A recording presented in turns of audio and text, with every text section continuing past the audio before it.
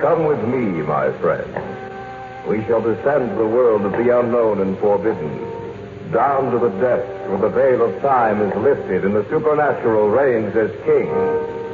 Come with me and listen to the tale of The Steps That Follow Me.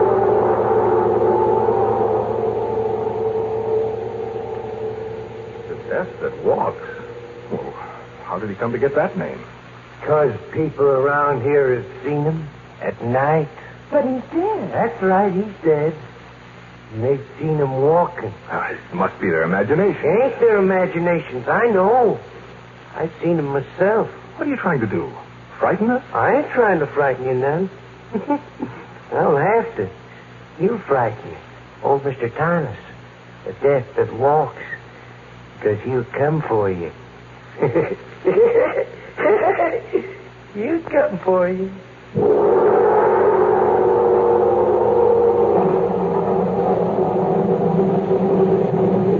I have before me the diary of a dead man. He and his wife were my best friends. The words he's written down tell a tale so fantastic it's almost impossible to believe. Yet I know that Bill and Helen Mason lived the last few months of their lives in dread fear of the slow steps that followed them. It is late evening as I read his words. I have come to their house, now so empty, and sit in the large, overstuffed leather chair in the library. Outside, rain pummels against the side of the house.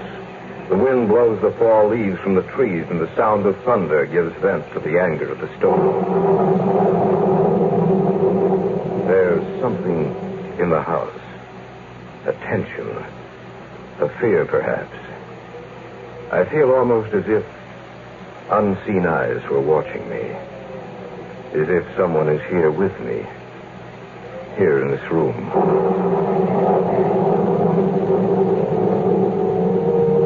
And so I stopped to read his diary. Living words from the pen of a man who sleeps forever. March 3rd. Today, Helen and I came across one of those delightful old southern mansions. We decided to stop and make a study of the place. And Helen was especially interested in taking some color pictures to illustrate our lecture series in the fall. Well, I guess no one will mind if we take a look around the place. No, I'm sure they wouldn't. Oh, it's a shame that whoever owns the house and grounds let the place run down this way. It must have been beautiful in its day. Yeah, I imagine it was, Helen. And the house could still be saved, renovated. Beautiful place. Oh, wait a minute. I'd like to get a shot from here. If that turns out, it'll make a nice picture. Helen? Mm-hmm. I wonder what that building is over there. Where? Right over there, just in back of the house. Oh, well, no one's to stop us. Why don't we take a look? All right, let's do. Can't understand why anyone would let the grounds and house deteriorate so. Well, it must have cost a lot of money to run a place as large as this, darling. The real estate office probably couldn't find a buyer. Yeah, you're probably right. I noticed the other building doesn't seem to be so run down. No. It's in remarkably fine condition. It must have been built a lot later than the house. Seems to be made of stone. Greyson. I wonder what it's used for. Don't know. Actually, I believe that someone lived in the old house not too long ago, and I think probably the second building was constructed during that time. Well, it's a crime to let a beautiful old place run down like this. Well, here we are. Bill, Yes, dear? it doesn't have any windows. Yes, I noticed that. Seems rather strange. Oh, well, maybe it was used for a storehouse. Oh, look at the door. Well, what's the matter with it? I think the lock's broken. Yeah, you're right. Why don't we take a look inside? All right. The lock's all rusted through. There. Yeah, that does it. And now to see what's inside. Well, there might not be any windows, but there's a skylight that lets in the sun. Come on, let's go in. All right. Ooh, so cool. Yeah, so I noticed. Helen, Stand in the center of the floor. that's just what I was going to say. This isn't a storehouse by any stretch of the imagination. It's a mausoleum. That thing in the center of the floor is a sarcophagus. stone coffin. There's nothing else in here. Just that thing in the center. And yet I feel it's crowded. As if there are things here that we can't see. That's nonsense, darling. Hey, look, notice how the sun falls across the head of the sarcophagus. Yes, I wonder if we're light enough to take a picture. I doubt it, but you could try. Well, I might as well if it turns out that... What are you two doing in here? We noticed the lock was broken, and so we came on in. You shouldn't have done that. Why not? We didn't do any harm. I'm sure of that, but he won't like it. Who won't like it? The thing that sleeps in that stone coffin. What are you talking about? Just what I said. You didn't notice the writing over the door when you came in, did you? What writing? You didn't notice it then. That's a shame. Because you didn't know what you was getting into. Getting into? Look, I'm sorry, but I just don't understand. We didn't hurt anything. We're not intending to steal anything. Well, that don't make no difference. He doesn't care what your reasons were. Who is... They called him Mr. Thomas when he was living. They call him the Death that Walks, now that he's dead. The Death that Walks? Well, how did he come to get that name? Because people around here have seen him at night. But he's dead. That's right, he's dead. And they've seen him walking. That must be their imagination. It ain't their imagination. I know. I've seen him myself. What are you trying to do? Frighten us? I ain't trying to frighten you now. I don't have to. He'll frighten you. Old Mr. Thomas. The Death that Walks. I think we'd better go, Bill. You don't believe what I'm telling you. That's all right with me. I don't care what you believe. But you listen to what I'm saying now. If I was you, I'd get away from here as fast as I could. Not just from this place, but from the town, from this part of the country. Why? You want me to tell you a little of the story? Yes. All right. Maybe you'll believe me then. Old Thomas came here from someplace in Europe. I say old, but he really wasn't old. Just seemed that way. He brought the house and grounds here and had them cleaned up till the place looked like it was brand new. And he started building this here building. There's something funny about Thomas, something in his eyes that make you frightened of him. His eyes, they looked like the eyes of a dead man. He didn't act like anyone I ever knew. He was always talking about dead. Always telling me he could come back after death. I was the caretaker then, just like I am now. After this building was completed, I used to watch him at night when he'd come out here. It seemed like he was in some sort of a trance. He'd stay out here for hours. And when he'd come back to the house, his eyes would glisten and shine, so you couldn't hardly look at him. A week before he died, he told me that as long as I lived, I was to take care of this place. Because if I didn't, he'd come back and kill me. And then he died. Just like that. And he was put in here, in his coffin. And one night, about 2 months later, when the moon was full, I heard a noise. And when I come out to look, I saw the door to this place opening. And him come out in the moonlight. I could hear his footsteps. It sounded queer and hollow-like. And I turned around and I could see his face in the moonlight. Pale and pasty, sick-looking. And those eyes of his seemed like two burning coals of fire. He seemed to be looking at me. And I heard him say, "They have disturbed me, and the moon has awakened me. I shall follow them." That's what he said. And I heard it just as plain as you're hearing me. And then he vanished in the night. Towards morning, I heard his footsteps again. And I heard that big iron door closing. And I knew he was back. The next day in town, I heard that Alf Cummins had died the night before, screaming something about not meaning to go into the mausoleum. I knew who killed him. And that's all there is to the story? Oh, that's just part of it. It's happened again and again in the last 10 years since he's been dead. Folks around here say he'll follow you wherever you go if you come inside here. Well, in that case, why haven't you been killed? Because he needs me. He ain't going to kill me. But if I was you, I'd get out of this part of the country just as soon as I could. Let's go back to the hotel, Bill. Yes, all right, dear. You going to get away from here? Yes, we'd better get going. I wish I'd have been here when you come, but I was in town getting this lock. You can't go around leaving this door unlocked.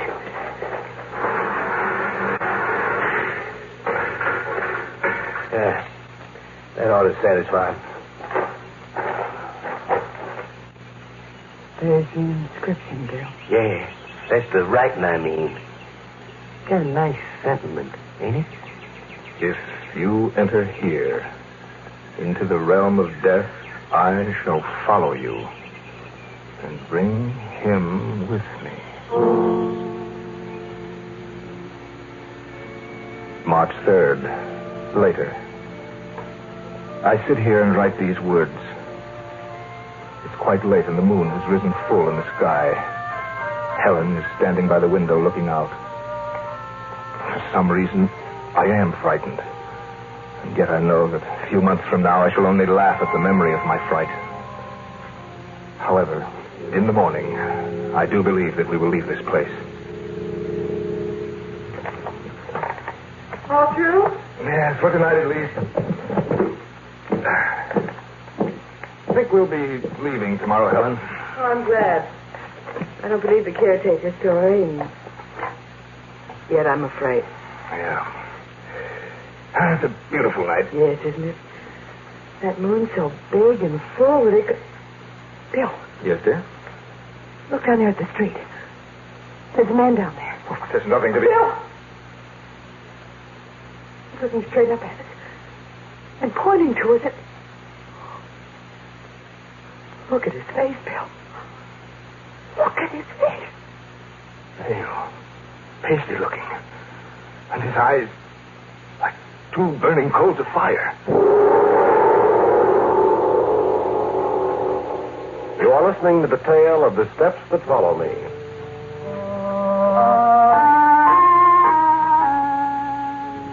As I read these pages, the words stare up at me, and their formations bring to life a nameless terror which I feel all around me.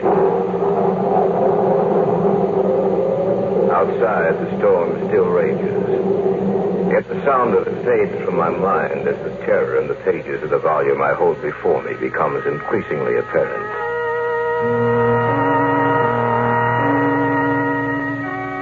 March 3rd. Still later. The man down in the street, whomever he was, left after about 10 minutes. He has given us quite a fright. Where I felt any doubts as to whether or not we should leave this place, they've all been dispelled now. Helen has just gone to bed. I think I shall do the same.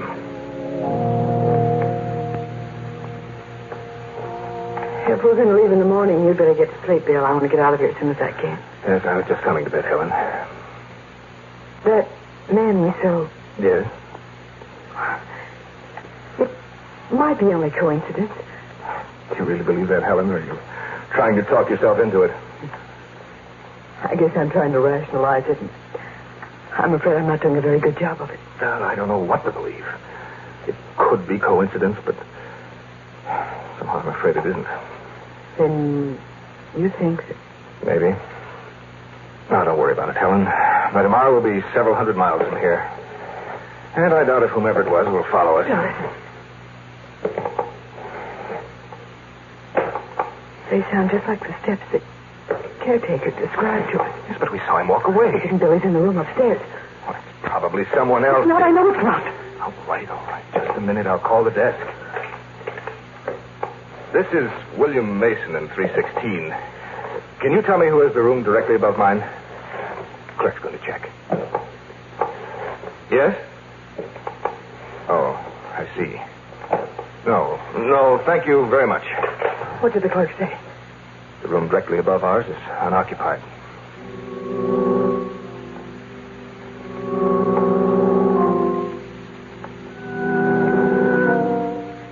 March 4th. We left the hotel a short time after we heard the steps. We went immediately to our car and drove all night and all day. And are stopping now in a motel almost 1,000 miles away. It's reassuring to know that he could not possibly follow us. I am very tired. I'll go to bed and get an early start in the morning.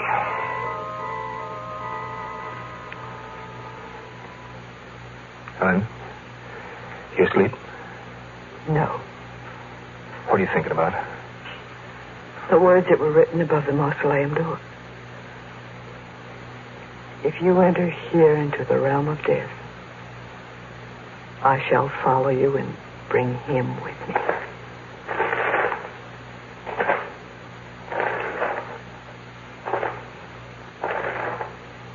Bill? Yes, I hear them too. He couldn't possibly have come this far, could he? I don't know. What's the matter? Your face.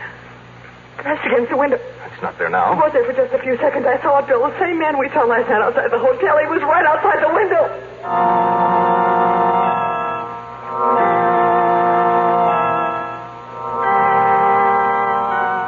March 5th.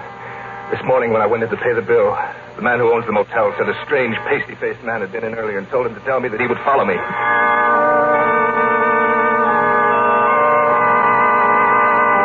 March 11th. It's impossible to get any material together that'll help me in my work. Everywhere we go, he's there also.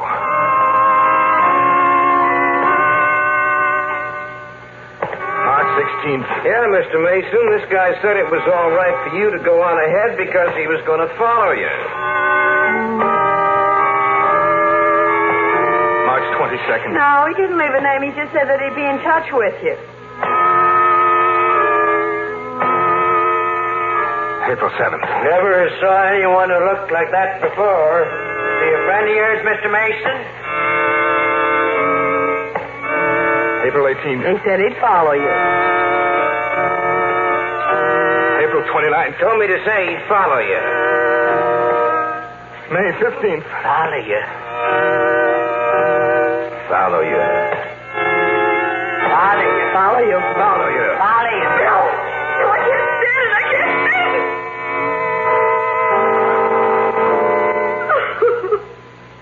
I wish there was something I could do, Helen, but there's nothing. I've done my best to lose him, but I can't. I want to go home, Bill. Oh, if we go home, it'll be the same thing. Maybe it won't. I can't stand this anymore. All right, darling. We'll leave for home right away.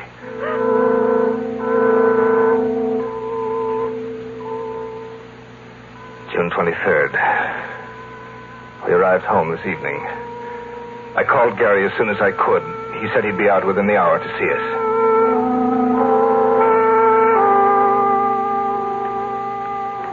He wasn't able to help us in any way. I really didn't expect any help. I was hoping that he might be able to offer some concrete suggestion as to what to do. However, last night was the first night in months that we haven't been aware of his presence. Maybe Helen is right.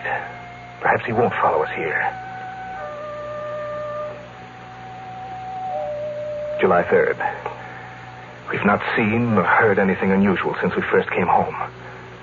I feel as a man might feel who has been given a new lease on life.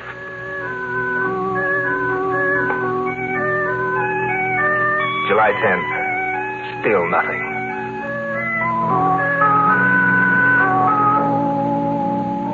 August 19th. For the past 2 months, a feeling of peace and security has enveloped the house. Helen and I have been able to go around with no sense of danger nor of dread. But last night, that feeling was shattered. Gary had come out for dinner. It was almost 10 o'clock. Well, it's about time for me to get along. Oh, it's only 10, Gary. Sure you don't have to go so soon. I'm afraid I must, Helen. Tomorrow's a working day for me. I thought I might be able to get you into the game of chess. Oh, some other time, Bill. Well, next time, don't stay away so long. Don't worry. I think we ought to... Tell me, is someone upstairs? No. Well, listen. He's back. Who's back? The man we told you about. Those are his footsteps. I'd know them anywhere. I should. I've heard them enough. What are you going to do? Look, will you come upstairs with me, Gary? Yes, of course. You stay here, Helen. Don't go up there, Bill. Don't let him, Gary. No, Helen. This time I'm going to meet him face to face. And I'm going with you. No, you're not. You're going to stay right here. You ready, Gary? Yes. Okay, let's go. Be careful. As careful as we can. If he is up there, what are you going to do? I don't know. We'll find that out when the time comes. Those steps came from the guest room. I don't hear anything. Well, let's see if he's in there. Stand back, Gary. I'm going to open the door. Right. It's empty. There's no one in here. But I heard someone up here. Yes, he was here, but he's gone. I can feel it when he's near me. I know that... Come on. Helen! Helen, where are you? Helen! There she is. In the front room. Helen. What's the matter, Helen?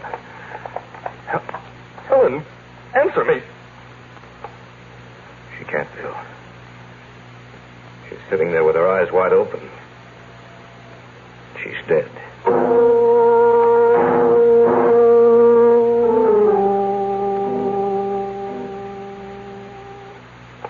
August 23rd. We buried her today. As I sit here in the empty house writing this, I know that Thomas will come for me, too. I am writing this in the hope that someone will find it, read it, and maybe understand my death. It's lonely here, yet suddenly I have the feeling that I'm not alone. Someone is here with me.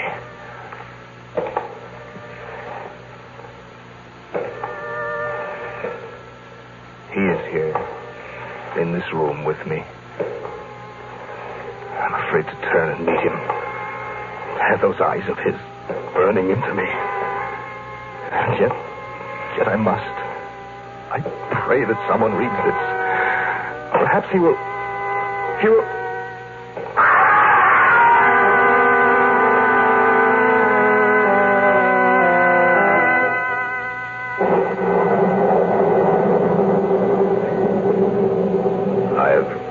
Manuscript in full. The August 23rd entry was the last he ever made. The feeling of creeping horror that runs through the pages has imparted itself to me. And I sense that someone is here with me. Of course, I realize that it's only my imagination.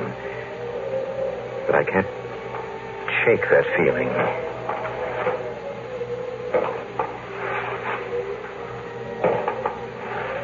There is someone here.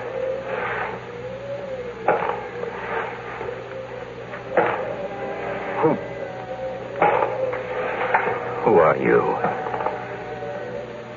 Who do you think I am?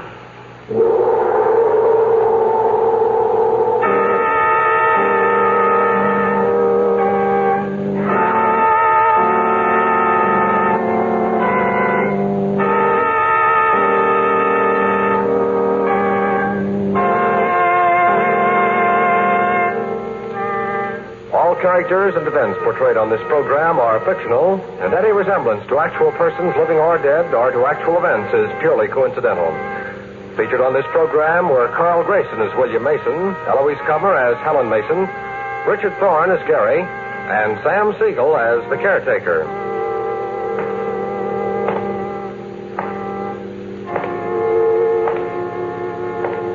Original music moods were created and performed by Harold Turner. These programs are directed by Leroy Ollinger, written and produced by Richard Thorne. Your announcer is George Bauer. This program came from Chicago.